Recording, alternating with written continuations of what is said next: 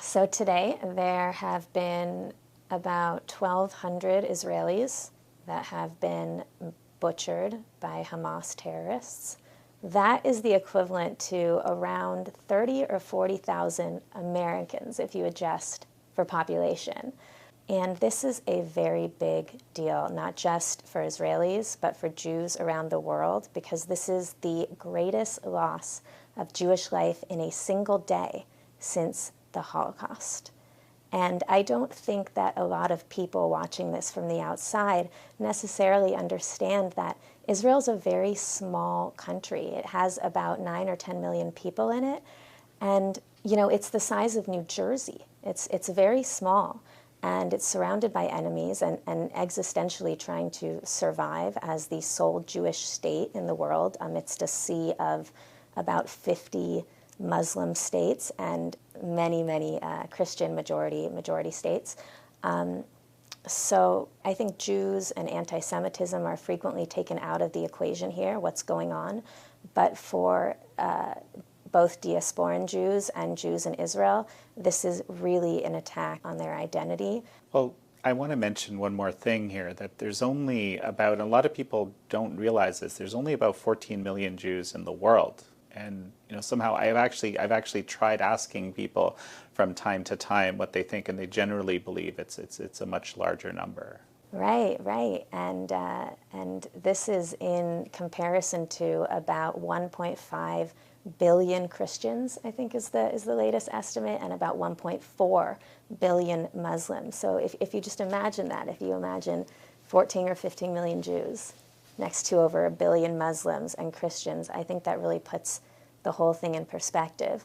I think Americans might be shocked by that statistic because we are all familiar with the Jewish community, right? I mean, half of these 14 or 15 million Jews basically live in the U.S., and the other half lives in Israel. And then there's a small community here and there in France, in Britain, in Argentina. But the Jews have virtually been wiped out from most places in the world, including the Middle East. You know, a lot of people are familiar with Palestinian refugees, but not a lot of people are familiar with the fact that close to 1 million Jewish inhabitants of Arab countries were ethnically cleansed in the late 1940s. Most people don't hear about that because this was around the time that Israel was established, and Israel absorbed them with open arms, and they eventually became citizens of Israel.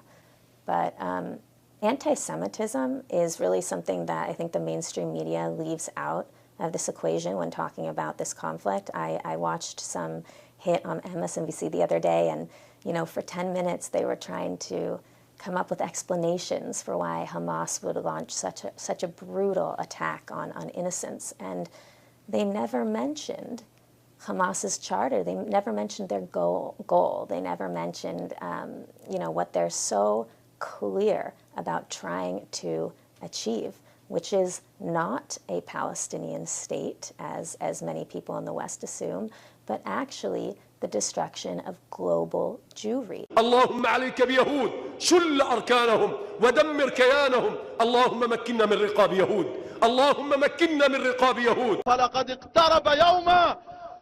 اقترب يوم ذبحكم وصالكم والقضاء عليكم حتى لا يبقى يهودي ولا صهيوني على وجه هذه الأرض. عقيدتنا في قتالكم أننا سنبيدكم على بكرة أبيكم ولن نبقي منكم أحدا. It says in their charter that they want to eliminate every Jew from the land of Israel, from the Zionist entity, and then move on to the rest of the world. So we're talking really about genocidal anti-Semitism here.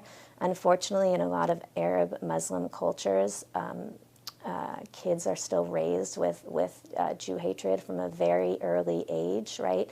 You have books like Mein Kampf, or the Protocols of the Elders of Zion, which are still very popular in these places, and it's really become part of their mentality as they grow up. And this is the case in Gaza too, because Hamas rules with an iron fist. It's a terrible regime to be living under, and they raise their people in the curriculum, in the mosques, in the media with state-sanctioned anti-Semitism. One of the things we've been discussing is this has been kind of a clarifying moment for some people. Certainly a lot of people I've spoken to, some people you've spoken with, they kind of didn't realize the brutality or just sort of the extreme depravity of the type of things that happened during this invasion, desecration of corpses, rape, as a tool of war. There are many things that children, I have a close friend that whose friend's grandmother was executed while they used her own Facebook live stream to kind of alert the world to what was happening. I mean, this kind of stuff. So it can be hard for people in the West to fathom this kind of thing. The glee that's shown on the faces of some people committing these acts and so forth. And I think that when people are brought up with this idea of that it's okay and right and good to hate people at this their very existence, it can lead to that. It's incredibly disturbing just as a concept. And this is I actually personally, I think this is one of the most terrible forms of abuse that's inflicted on people, is to teach people that way, to believe that hate of any sort is is not only acceptable, but is an appropriate and almost positive somehow thing that you should accept in society from a very young age. Yeah, absolutely. There's been this mainstream media, this messaging going on for decades, really since the Six-Day War, that this conflict is really about land, right?